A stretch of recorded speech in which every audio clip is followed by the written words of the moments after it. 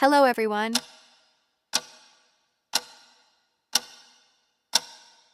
She was called the German Barbie, the woman whose face launched 1,000 magazine covers and whose golden hair and blue eyes became the definition of 90s glamour.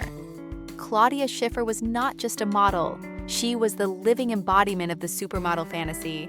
Discovered in a nightclub at 17, she went from small-town teenager to the face of Chanel almost overnight. Her elegance was icy yet magnetic. She could walk a runway with the precision of a queen and smile with the warmth of a movie star. Every designer wanted her, every camera loved her, and every young girl dreamed of being her. But behind the flawless beauty was a sharp, ambitious woman who knew how to turn fame into power and who walked away from the industry on her own terms. Claudia Schiffer was born on August 25, 1970, in Rheinberg, a quiet town in the North Rhine-Westphalia region of West Germany. Her father, Heinz Schiffer, was a lawyer, and her mother, Gudrun, was a dedicated homemaker. The Schiffer household was stable, orderly, and steeped in traditional values far removed from the glittering world of high fashion that would later define Claudia's life. Growing up, Claudia was the tallest girl in her class, something that made her self-conscious rather than confident. She was shy, reserved, and often preferred the company of books over social gatherings. Friends and family remember her as polite, well-mannered, and disciplined, with a natural elegance even before she understood what that meant. Rheinberg was a place where life moved slowly. The cobblestone streets, modest shops, and familiar faces created a bubble of predictability. Claudia excelled academically and imagined a future far from fashion. She once dreamed of becoming a lawyer, following in her father's footsteps. Modeling was not even a remote consideration. In her mind, that was a profession for otherworldly beauties who lived in cities like Paris or New York, not for a girl from a small German town. But even in her modest surroundings, Claudia stood out. Her symmetrical features, tall frame, and piercing blue eyes made her impossible to overlook. At family gatherings, relatives would comment on her resemblance to a doll. Strangers sometimes asked if she modeled, to which she would laugh and shake her head. She saw herself as ordinary. Claudia's upbringing instilled in her a strong sense of discipline and humility. Her father emphasized the value of hard work and education, while her mother taught her the importance of composure and presentation. These lessons would later serve her well in an industry known for its instability and unpredictability. Yet beneath her quiet demeanor, there was a spark, a curiosity about the world beyond Rheinberg. She loved flipping through glossy magazines, not because she wanted to be in them, but because they offered a window into places she had never seen. The fashion capitals, the exotic locations, the women who seemed so confident and untouchable, it all fascinated her. This sheltered, disciplined childhood would become the foundation upon which Claudia would build a career that combined poise with ambition.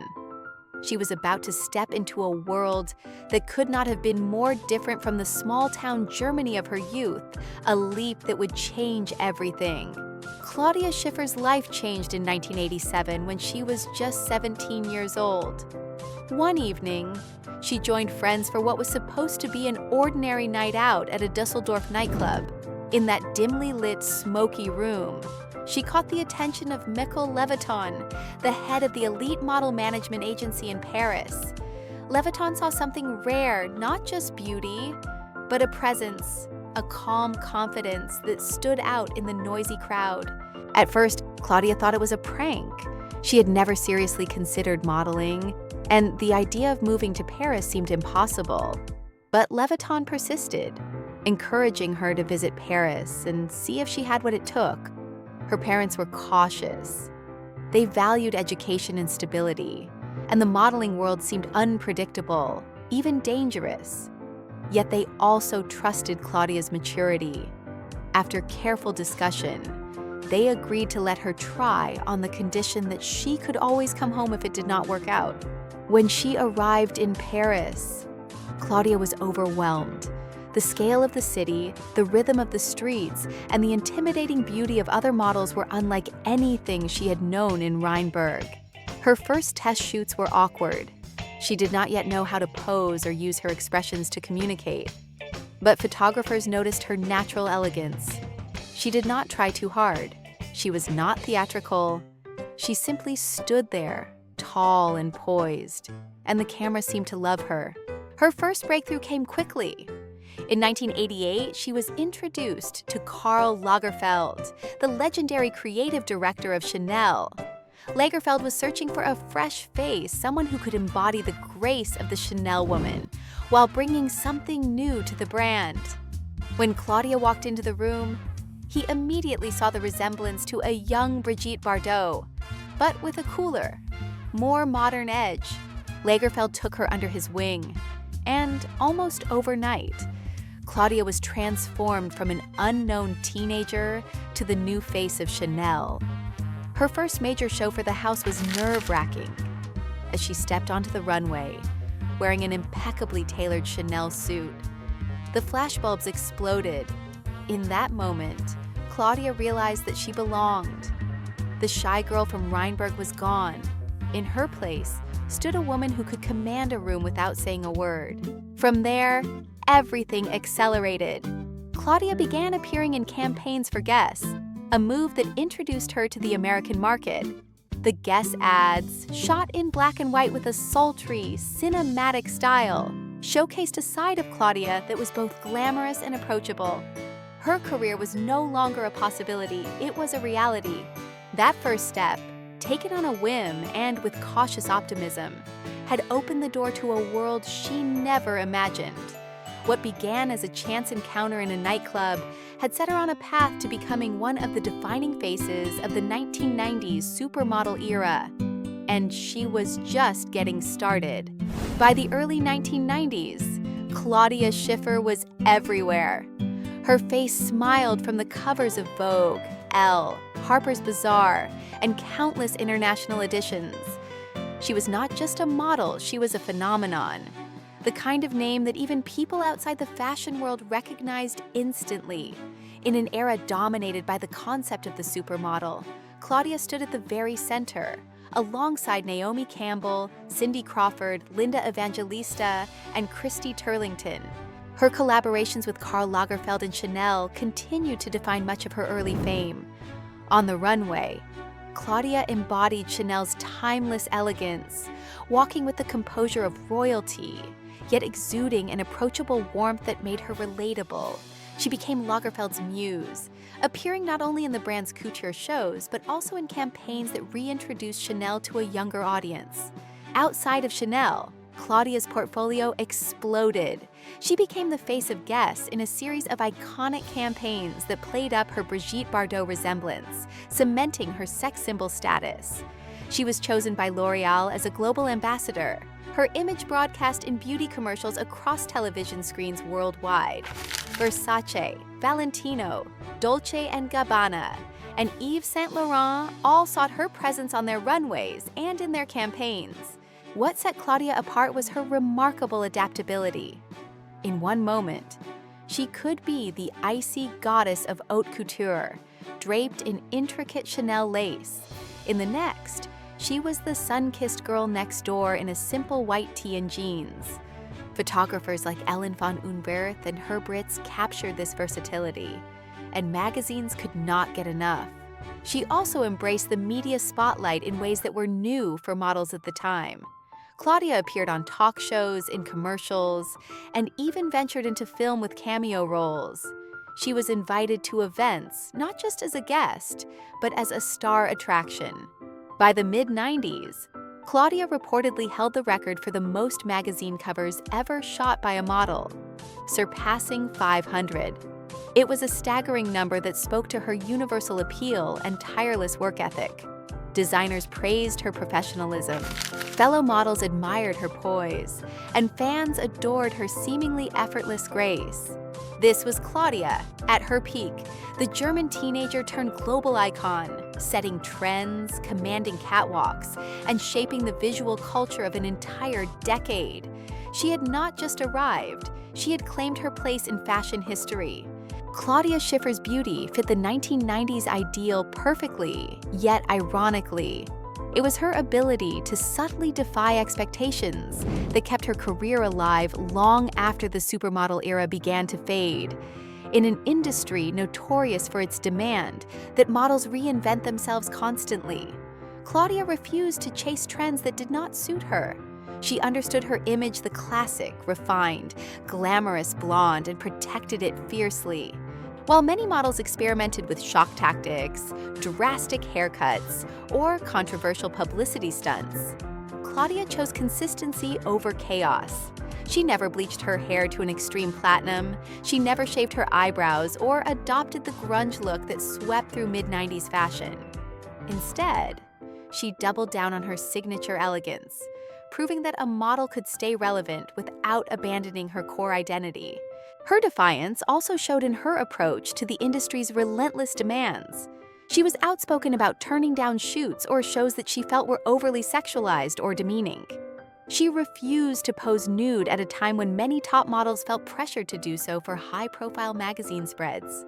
For Claudia, maintaining control over her image was not just about dignity, it was about longevity. In interviews, she often spoke about the business side of modeling, something rarely discussed by her peers at the time. She treated her career as a brand, negotiating contracts strategically and aligning herself with luxury houses and beauty companies that reinforced her image. This was not rebellion in the loud, headline-making sense. It was quiet power, exercised with precision. Even when the rise of heroin chic and more androgynous beauty ideals threatened to push her style out of favor, Claudia did not conform. Instead, she focused on markets that still embraced her look, high-end European fashion houses, luxury advertising campaigns, and beauty endorsements. It was a calculated move that kept her at the top, even as the fashion world shifted. Her stance was a reminder that breaking the rules did not always mean doing the opposite of what was expected. Sometimes, it meant refusing to compromise on what made you unique. Claudia's brand of defiance was subtle but potent, a steady hand in an industry addicted to reinvention. And it worked. By the early 2000s, the fashion landscape had shifted. The supermodel dominance of the 1990s was giving way to a new era of younger, edgier faces. And the industry's appetite for constant novelty meant that even icons like Claudia Schiffer could not remain at the very top forever. But unlike many of her peers, Claudia's gradual disappearance from the runway was not the result of scandal, burnout, or a career collapse. It was a choice. In 2002, Claudia married British film director Matthew Vaughn. The couple soon welcomed their first child, and for Claudia, the shift from supermodel to mother was both natural and necessary. She made it clear in interviews that her priorities had changed.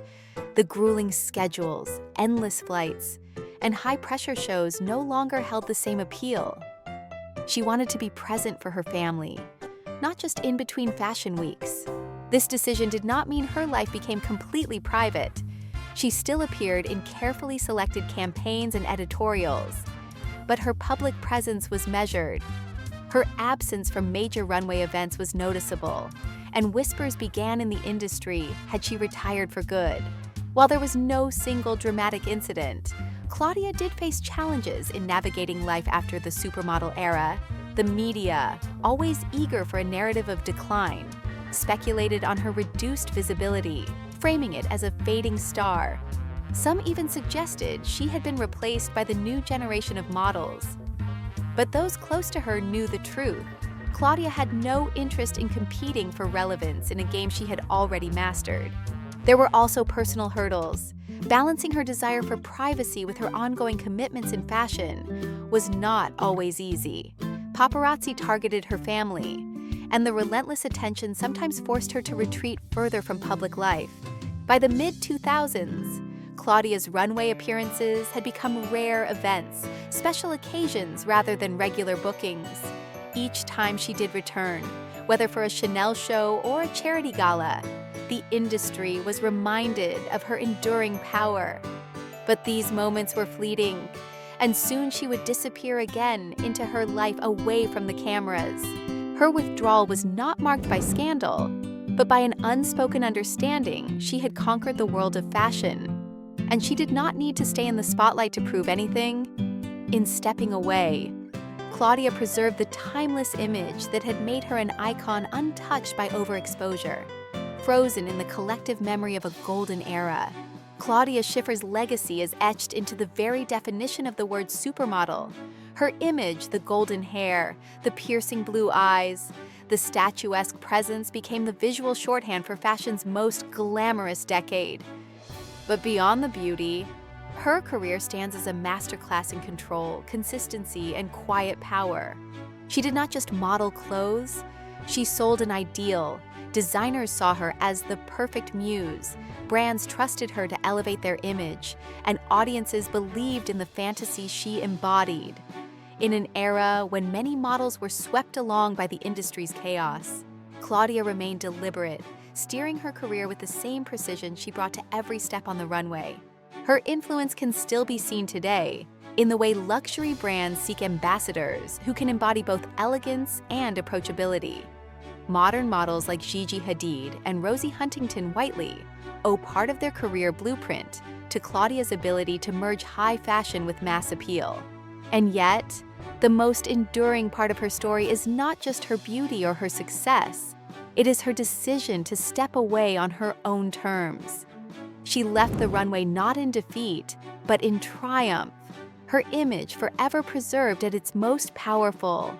Would the industry still make room for a Claudia Schiffer today, or was she the product of a golden age we will never see again?